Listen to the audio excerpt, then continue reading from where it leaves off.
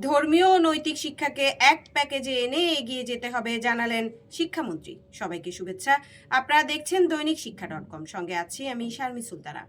শিক্ষা এবং প্রাথমিক ও গণশিক্ষামন্ত্রী ডক্টর আ.ন.ম এহসানুল হক মিলন বলেছেন, ধর্মীয়, নৈতিক ও সামাজিক শিক্ষাকে এক প্যাকেজে এনে আমাদের এগিয়ে যেতে হবে। কারণ হঠাৎ করে একটি লেভেলে পরিবর্তন আনলে হবে না, একদম প্রাইমারি লেভেল থেকে শুরু করতে হবে। বুধবার দুপুরে শিক্ষা মন্ত্রণালয়ের সভাকক্ষে জুনিয়র বৃত্তির ফল হস্তান্তর অনুষ্ঠানে তিনি একথা বলেন।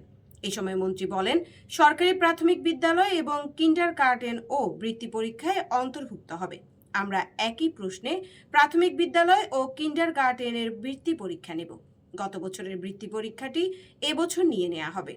এক্ষেত্রে সরকারি প্রাথমিক বিদ্যালয়ের জন্য থাকবে 80% এবং কিন্ডারগার্টেনের জন্য থাকবে 20%। পরীক্ষা ব্যবস্থাপনা নিয়ে মন্ত্রী বলেন, আমরা মাত্র দায়িত্ব গ্রহণ করেছি। বিগত দিনে আপনাদের সহযোগিতা নিয়েই নকল প্রতিরোধ করেছিলাম। এবারও আপনারা সবাই সহযোগিতা করবেন। সামনে এসএসসি পরীক্ষা রয়েছে, আমরা আইনি ব্যবস্থা কি নেওয়া যায় সেটা নিয়ে কাজ করছি। আমরা বিগত দিনে সফলতার সঙ্গে পরীক্ষা ব্যবস্থাপনা করেছি।